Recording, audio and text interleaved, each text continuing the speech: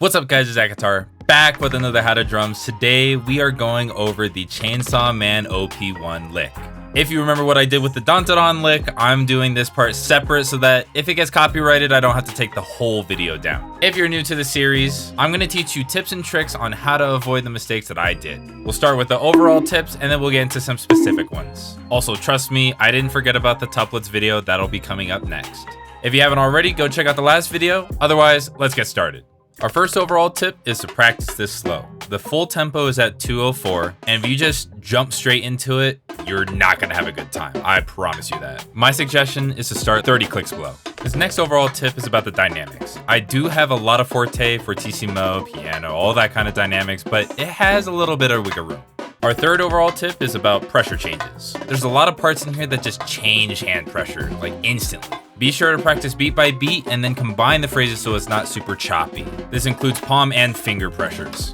And our final bonus overall tip, there's a lot of different zones you're gonna have to play. With how weird I wrote this, do whatever makes it easier to play. Speaking of weird arounds, our first specific tip is gonna be about how dense rhythms can get. Be prepared to hit these dense rhythms right after you've gotten out of a lot of weird arounds. Make sure not to crush anything and don't rush the easy rhythms.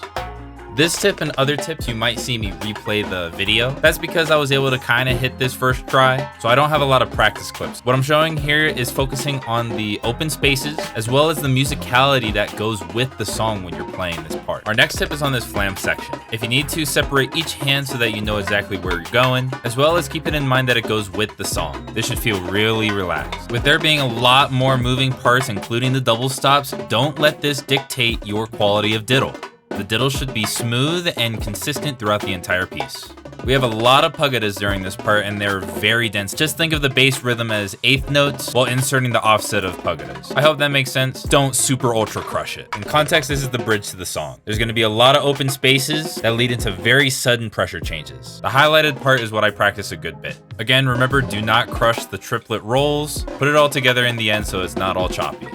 This part has the most pressure changes. Just be sure not to crush the fast rhythms right after the open rhythms. Again, put them all together so that it's not choppy. Now it's time to go over the hardest part in the piece. We're gonna go quick with these. These first two bars, just play each beat and then add them all together. It's very common your underhand will be lower. Try your best to keep both hands even. This bar, please do your best not to slice the spock. I don't know why I did. For this part, it's a little weird on the paradiddles. The big tip here is just to make sure you know exactly where you're ending for the next bar.